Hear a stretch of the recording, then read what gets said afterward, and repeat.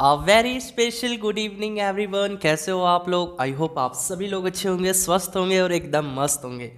My dear student, आज की class काफ़ी इंटरेस्टिंग होगी क्योंकि आज की क्लास में हम लोग बिहार डीएलएड 2023 में पूछे जाने वाले जीके के महत्वपूर्ण प्रश्नों को करेंगे। तो चलिए आज की क्लास को करते हैं स्टार्ट। तो क्लास को स्टार्ट करने से पहले एक छोटी सी रिक्वेस्ट है, यदि आप लोग हमारे चैनल पे नए हो, पहली बार हो, तो इस चैनल को सब्सक्राइब करो और बेल आइकन को हिट करो। और दोस्तों, डेली क्लासेस पीडीएफ के लिए आप लोग हमारे Telegram channel study with Ritesh से जुड़ सकते हैं। अगर आपको डेली क्लासेस का पीडीएफ चाहिए तो आप हमारे Telegram channel study with Ritesh को ज्वाइन कीजिए। वहाँ पर आपको डेली क्लासेस का पीडीएफ, नोट्स और डीएलएड से रिलेटेड हर एक इंपॉर्टेंट अपडेट्स दी जाएगी। ठीक है, तो चलिए आज की क्लास को स्टार्ट करते हैं। देखिए, पहला क्वेश्चन है आपकी स्क्रीन पे। ताप का एसआई मात्रक है, केल्विन है, एम्पियर है, कैंडेला है, कैलोरी है। जल्दी से सभी बच्चे बताएंगे यहाँ पे, बिल्कुल फास्ट। ताप का एसआई मात्रक बताना है दोस्तों। तो जी हाँ बच्चों, यदि आपने जवाब दिया है ऑप्शन नंबर ए यानी केल्विन, देन आपका आंसर सही है। ठीक है, तो केल्विन जो है ना, ये ताप का एसआई मात्रक होता है। देखिए, अगर केवल मैं ताप के मात्रक के बारे में बात करूं तो ताप के मात्रक ये 4 प्रकार के हो जाएंगे। ठीक है, पहला हो जाएगा डिग्री सेल्सियस, नाम सुने होंगे आप लोग, है ना। डिग्री सेल्सियस होता है, डिग्री फ़ारेनहाइट होता है। ठीक है, डिग्री फ़ारेनहाइट भी हो जाएगा, उसके बाद केल्विन भी हो जाएगा। ठीक है, और उसके बाद एक और नाम है बच्चों र्यूमर, शायद वो आप लोगों ने नहीं सुना होगा और वो आपको पढ़ना भी नहीं है। ठीक है, तो बेसिकली ये ताप के 4 मात्रक हुए, लेकिन ऐसा ही मात्रक कोई एक ही होता है और वो है हमारा केल्विन। ठीक है, तो याद रखना है। ठीक है, अब देखिए बात करेंगे सेल्सियस पैमाने पर ह्यूमन बॉडी का जो टेम्परेचर होता है वो कितना होता है। अगर मैं आपसे पूछूं कि मनुष्य के शरीर का तापमान जो है सेल्सियस पैमाने पर कितना होता है, तो क्या जवाब दोगे? तो ये सर 37 डिग्री सेल्सियस होता है। फ़ारेनहाइट पैमाने पर मनुष्य के शरीर का जो तापक्रम होता है, तापमान होता है, वो कितना होता है? 98.6 डिग्री फ़ारेनहाइट होता है। और केल्विन पैमाने पर कितना होता है? 310 केल्विन होता है। ये सभी इंपॉर्टेंट क्वेश्चंस रहेंगे आपके एग्जामिनेशन के पॉइंट ऑफ व्यू से। तो चलिए बढ़ेंगे अगले क्वेश्चन की तरफ माय डियर स्टूडेंट। चलिए इसके बाद अगला प्रश्न है, निम्न में से किस समूह की सभी राशियां सदिश है? आपको बताना है, सदिश राशियां के बारे में बताना है। ठीक है, संवेग, त्वरण बल, विस्थापन, भार, विद्युत धारा, विद्युत तीव्रता, बल, आघूर्ण, चुंबकीय क्षेत्र या उपरोक्त सभी। जल्दी से बताएंगे यहाँ पे। सदिश राशि के बारे में बताना है, सदिश राशि, जी हाँ, वेक्टर क्वांटिटी के बारे में बताना है। तो जी हाँ, ऑप्शन नंबर डी जो है करेक्ट आंसर हो जाएगा। देखिए, मैं आपको एक ट्रिक बता देता हूँ सदिश राशि का। ठीक है, बस आपको इतना ही ट्रिक याद रखना है। अगर ये ट्रिक याद रहता है तो आप सदिश राशि और अदिश राशि को फाइंड आउट कर सकते हो, है ना। यानी वेक्टर क्वांटिटी और स्केलर क्वांटिटी में अंतर पता लगा सकते हो। ठीक है, तो देखिए सदिश राशि का जो ट्रिक होता है बच्चों, बहुत अच्छा ट्रिक है। विषुवत बल, विषुवत बल, विषुवत बल। ठीक है, विषु से क्या हो जाएगा? देखिए, इस विषु से विस्थापन हो जाएगा, विस्थापन यानी डिस्प्लेसमेंट। ठीक है, और इस व से क्या हो जाएगा? ये वेग हो जाएगा, वेग हो जाएगा। ठीक है, और ये त से क्या हो जाएगा? त्वरण हो जाएगा, त्वरण यानी एक्सलरेशन। और ये बल से बल ही रहेगा, यानी फोर्स। बल को बल ही कहते हैं और इंग्लिश में क्या कहते हैं? फोर्स कहते हैं। बस आपको ये 4 याद रखना है। अगर ये 4 मालूम है कि भाई सदिश राशि है, देन आप इजली जो है पता लगा सकते हो। ठीक है, और फिर अदिश राशि का भी मैं ट्रिक बता देता हूँ। ठीक है, अदिश राशि का, क्योंकि आगे क्वेश्चन मिलेगा। तो अदिश राशि का जो ट्रिक है वो क्या कहता है सर?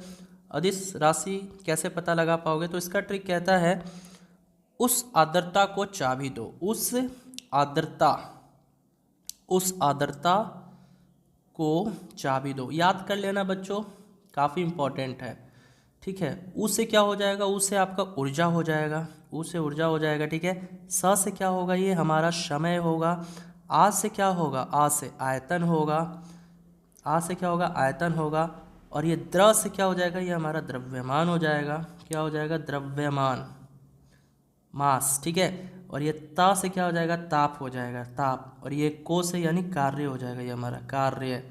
ठीक है, क्या हो जाएगा? कार्य हो जाएगा। ठीक है, और अब इसके बाद चाभी, तो ये चा से क्या हो जाएगा? ये आपका चाल हो जाएगा। ठीक है, चा हो जाएगा, चाल हो जाएगा, चा से चाल हो जाएगा। और ये बी से क्या हो जाएगा? ये हमारा विद्युत धारा हो जाएगा। क्या हो जाएगा? विद्युत धारा, इलेक्ट्रिक करंट हो जाएगा। ठीक है, और ये दो दो दो, ये क्या है? दो, ये हमारा दाब हो जाएगा। क्या हो जाएगा? दाब।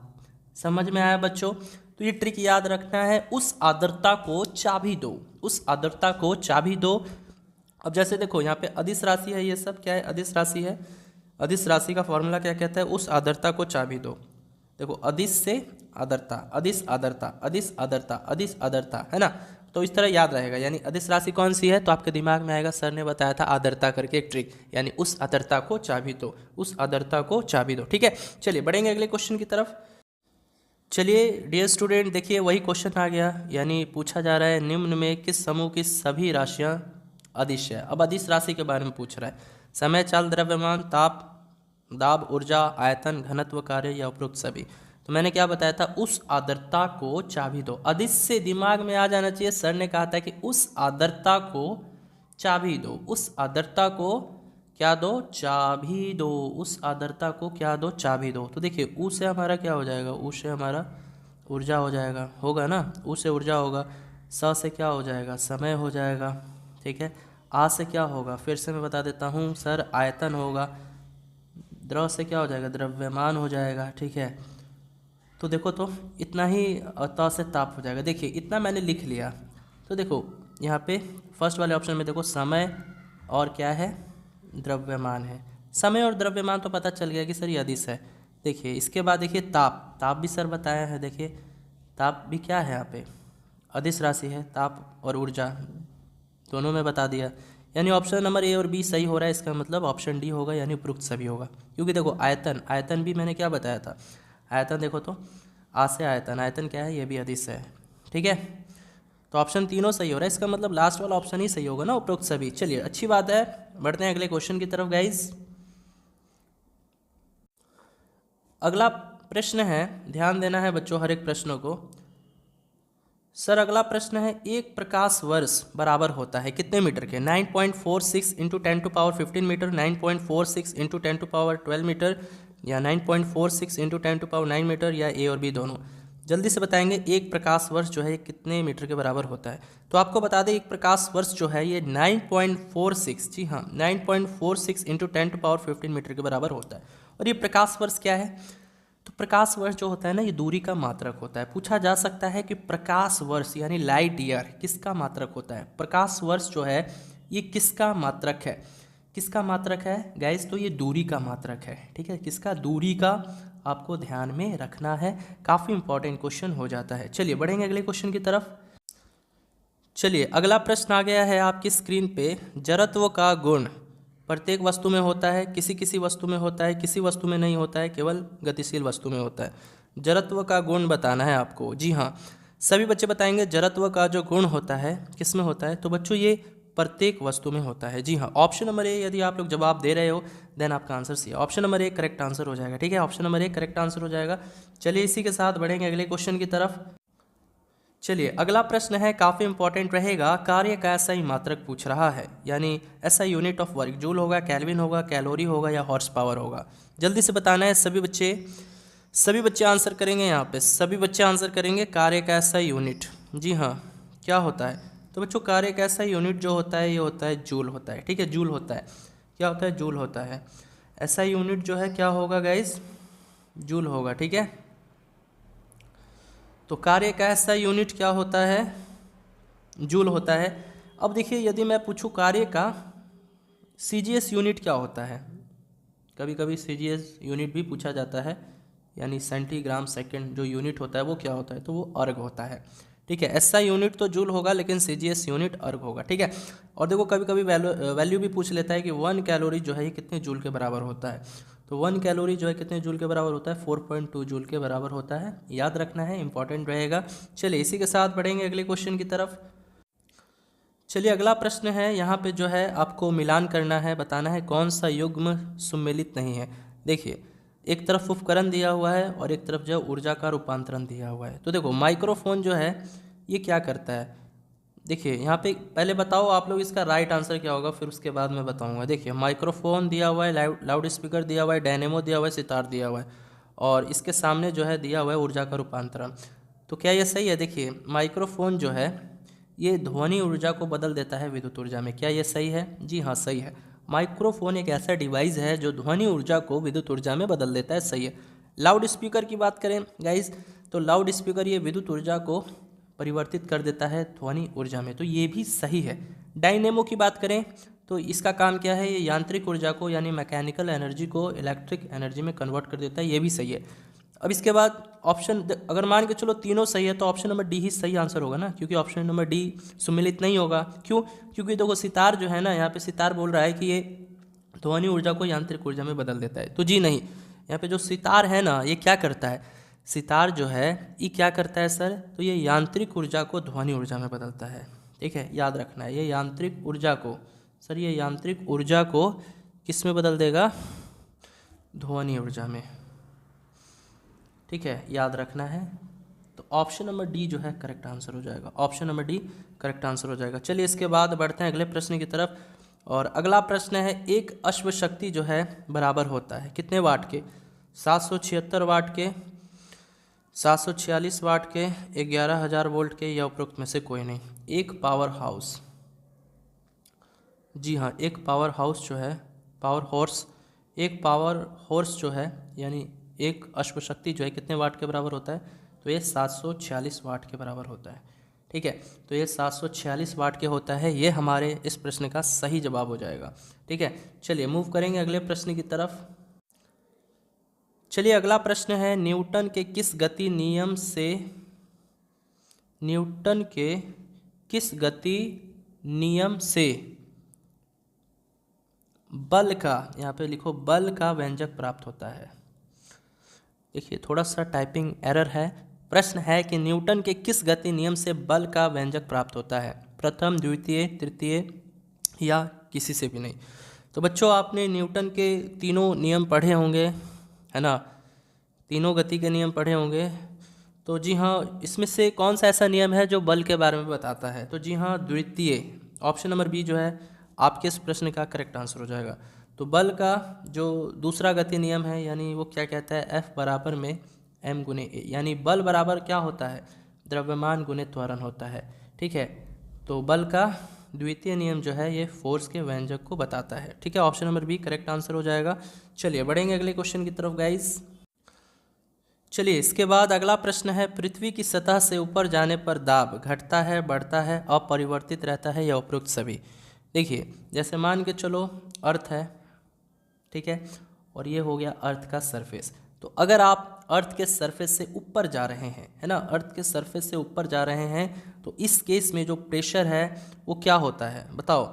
अगर आप अर्थ के सरफेस से ऊपर की तरफ जा रहे हैं तो इस केस में जो प्रेशर है, दाब है, वो क्या होता है, तो बच्चों दाब घटता है। क्या होता है, दाब घटता है, याद रखना है। साथ ही साथ दाब तो घट रहा है, स्मॉल जी यानी जिसको एक्सेलरेशन ड्यू टू ग्रेविटी कहते हैं, गुरुत्वीय त्वरण कहते हैं, ये भी क्या होता है, ये भी घटता है। ठीक है, हाँ, तो याद रखना है ऑप्शन नंबर ए जो है आपके इस प्रश्न का सही जवाब हो जाएगा।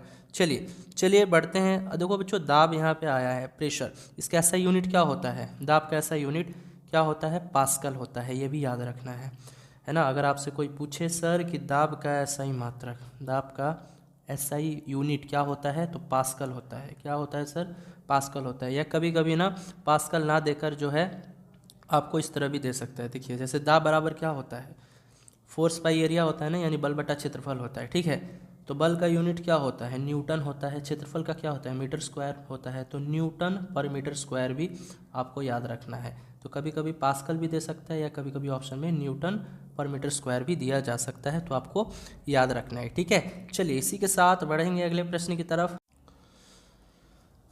चलिए अगला प्रश्न आ चुका है, प्रेशर कुकर में खाना जल्दी पकता है, क्यों पकता है सर। प्रेशर कुकर के अंदर दाब बढ़ने से पानी का क्वथनांक बढ़ जाता है इसलिए, या प्रेशर कुकर के अंदर दाब से कमी से पानी का क्वथनांक बढ़ जाता है, या प्रेशर कुकर का आकार ऐसा होता है जिससे खाना जल्दी पकता है, या उपरोक्त में से कोई नहीं। तो आप सभी को बता दें प्रेशर कुकर में जो खाना है वो जल्दी क्यों पकता है, क्योंकि दाब बढ़ता है, और दाब बढ़ने के कारण जो है पानी का क्वथनांक भी जो है वो भी बढ़ जाता है ना। प्रेशर तो बढ़ेगा ही सर, प्रेशर तो बढ़ेगा ही, है ना, साथ ही साथ जो है बॉइलिंग पॉइंट ऑफ वाटर ये भी बढ़ जाता है। देखिए प्रेशर तो बढ़ता ही है, साथ में boiling point of pure water ये भी बढ़ जाता है, इसीलिए जो है प्रेशर कुकर में खाना जो है जल्दी पक जाता है। ठीक है, चलिए बढ़ेंगे अगले क्वेश्चन की तरफ गाइस। चलिए इसके बाद जो है अगला प्रश्न है, पृथ्वी के तल का पलायन वेग कितना मीटर पर सेकेंड स्क्वायर होगा, 9.8 मीटर सेकेंड स्क्वायर होगा, या 6.4 × 10 मीटर होगा, या 11.2 किलोमीटर प्रति सेकंड होगा, या 12.4 किलोमीटर प्रति सेकंड होगा।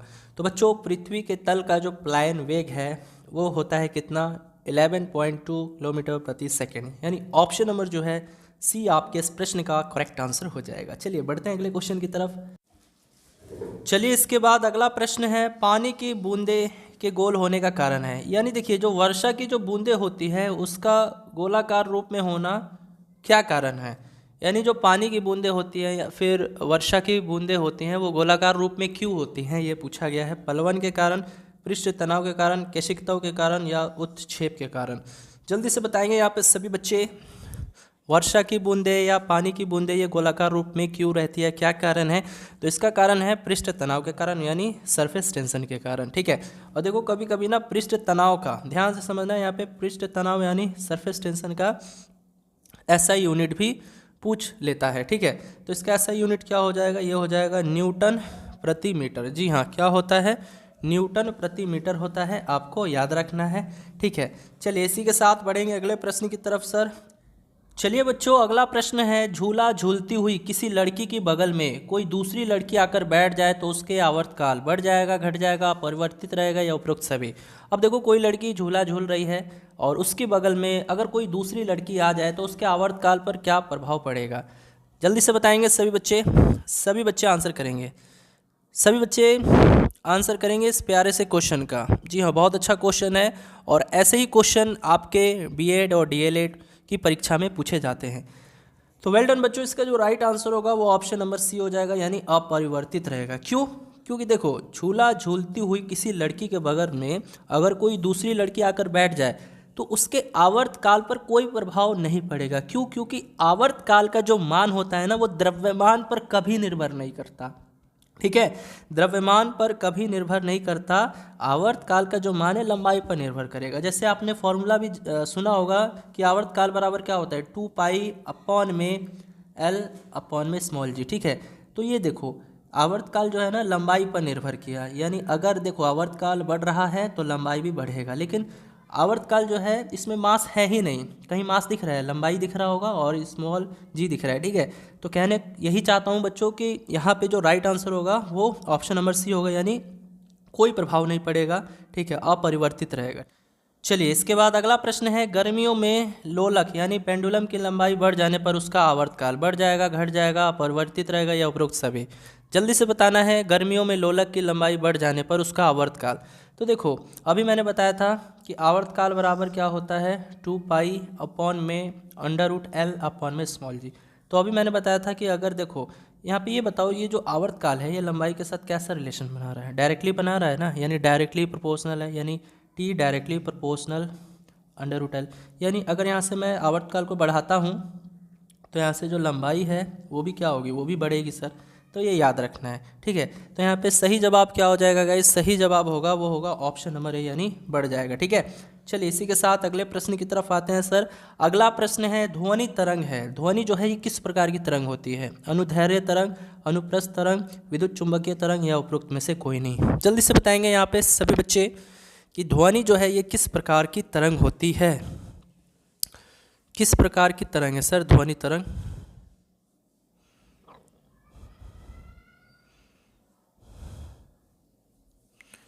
तो जी हाँ, ध्वनि जो है ये अनुदैर्घ्य तरंग होती है, अनुदैर्घ्य तरंग यानी लॉन्गिट्यूडनल वेव होता है। ठीक है, हाँ ये याद रखना है। अब देखो ध्वनि से रिलेटेड काफ़ी क्वेश्चन पूछ लेता है कि ध्वनि जो है किस माध्यम में अधिक गमन करता है। अगर आपसे मैं पूछूं कि ध्वनि जो है ये किस माध्यम में सबसे अधिक गति करता है, क्या जवाब दोगे, ध्वनि किस माध्यम में सबसे अधिक संचरण करता है या गति करता है, बताओ।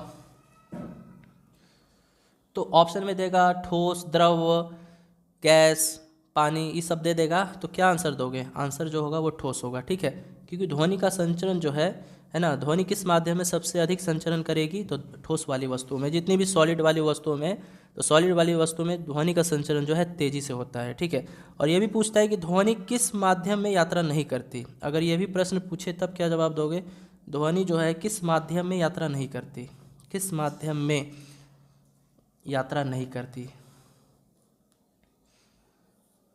यात्रा नहीं करती, क्या जवाब दोगे, बताओ ध्वनि किस माध्यम में यात्रा नहीं करती है। तो दोस्तों निर्वात वाली जगह में, है ना, निर्वात में। ध्वनि किस माध्यम में यात्रा नहीं करती, तो निर्वात वाली जगह में ध्वनि जो है यात्रा नहीं करेगी। और ध्वनि का चाल जो है कितना होता है, ये भी याद रख लो, ध्वनि से रिलेटेड क्वेश्चन पूछे जाते हैं। तो अगर आपसे पूछूं मैं कि ध्वनि की चाल जो है कितनी होती है, क्या जवाब दोगे? जल्दी से बताएंगे यहाँ पे सभी बच्चे, बिल्कुल फास्ट बताएंगे। ध्वनि की चाल जो है ये कितनी होती है? हाँ जी, बिल्कुल फास्ट बताना है। ध्वनि की चाल जो है वो कितनी होती है दोस्तों? तो जी हाँ, ये 332 मीटर पर सेकेंड भी बोल सकते हो, यानी वायु में ध्वनि की चाल जो होती है वो 332 मीटर पर सेकेंड होती है। ठीक है, याद रखना है प्यारे बच्चों। बढ़ेंगे अगले क्वेश्चन की तरफ, और अगला प्रश्न है, अनुप्रस्थ तरंगे किस माध्यम में उत्पन्न की जा सकती है? सिर्फ गैस में, सिर्फ ठोस में, या सिर्फ द्रव में, या इन तीनों में? जल्दी से बताएंगे। ट्रांसवर्स वेव जो होती है वो किस मीडियम में प्रोड्यूस हो सकती है? बिल्कुल फास्ट। तो जी हाँ बच्चों, अनुप्रस्थ तरंगे जो है वो सिर्फ ठोस वाली वस्तुओं में उत्पन्न की जा सकती है। ठीक है, हाँ। तो अभी मैंने बताया था ध्वनि जो है वो किस प्रकार की तरंग है, तो ये अनुदैर्घ्य तरंग है। और यदि मैं आपसे पूछूं प्रकाश जो है, अगर मैं आपसे पूछूं प्रकाश तरंग है, ये कौन सी तरंग होती है, तो ये अनुप्रस्थ तरंग होती है। ठीक है, जिस प्रकार ध्वनि जो है अनुदैर्घ्य तरंग होती है, ठीक उसी प्रकार प्रकाश जो है ये अनुप्रस्थ तरंग होती है। ठीक है, अनुप्रस्थ तरंग। ठीक है, याद रखना है, काफ़ी इंपॉर्टेंट क्वेश्चन रहेगा। चलिए इसके बाद बढ़ते हैं अगले क्वेश्चन की तरफ। अगला प्रश्न है, अनुदैर्घ्य तरंगे किस माध्यम में उत्पन्न की जा सकती है? ठोस में, द्रव में, गैस में, या इन तीनों में? तो अनुदैर्घ्य तरंग कौन सी तरंग? ध्वनि तरंग ना। ध्वनि तरंग कैसी तरंगें होती है? अनुदैर्घ्य तरंग होती है। और ध्वनि जो है ये तीनों माध्यमों में उत्पन्न की जा सकती है। ठीक है, हाँ। अनुदैर्घ्य तरंग क्या है? ध्वनि तरंग ही है ना बच्चों। अभी मैंने आपको क्या बताया था कि ध्वनि तरंग जो होती है वो क्या होती है? अनुदैर्घ्य तरंग होती है। ठीक है, तो यही पूछ रहा है कि ये जो अनुदैर्घ्य तरंग होती है ये किस माध्यम में उत्पन्न की जा सकती है? तो ये ठोस वाली वस्तु में भी उत्पन्न होती है, द्रव में और गैस में, तीनों में। और सबसे ज़्यादा जो है ध्वनि का संचरण सॉलिड वाली वस्तु में होता है, फिर उससे कम लिक्विड वाली वस्तु में होता है, और सबसे कम गैस में होता है। और कहाँ ध्वनि का संचरण नहीं होता? तो निर्वात वाली जगह में नहीं होता, ये भी याद रखना है। ठीक है, तो इन तीनों में यानी ऑप्शन नंबर डी जो है करेक्ट आंसर हो जाएगा। चलिए इसी के साथ बढ़ेंगे अगले प्रश्न की तरफ। अगला प्रश्न है दोस्तों, आवृत्ति का मात्रा क्या है? हर्ट्ज है, किलो हर्ट्ज है, हर्ट्ज सेकंड है, या किलो हर्ट्ज बाई सेकंड है? तो आवृत्ति यानी फ्रीक्वेंसी का जो मात्रक होता है वो हर्ट्ज होता है, और उसका सिंबल क्या होता है? HZ होता है, ये भी याद रखना है। ठीक है, चलिए अब दोस्तों ये लास्ट क्वेश्चन रहेगा इस क्लास का। तो चलिए दोस्तों, लास्ट क्वेश्चन का आंसर आपको देना है। ध्वनि तरंग का वेग सबसे अधिक होता है, अभी मैंने बताया था, ठोस में, गैस में, द्रव में, या निर्वात में। तो चलिए ये क्वेश्चन मैं आपको एज होमवर्क के रूप में देता हूं, और मैं देखना चाहूँगा कि कितने बच्चे इस क्वेश्चन का सही जवाब देते हैं, क्योंकि ये क्वेश्चन का आंसर मैं ऑलरेडी बता चुका हूँ आपको अभी। ठीक है, तो चलिए दोस्तों, अगर क्लास अच्छी लगी हो तो क्लास का फीडबैक अवश्य दीजिएगा। मिलेंगे अगली क्लास में, तब तक के लिए bye bye, good night, take care.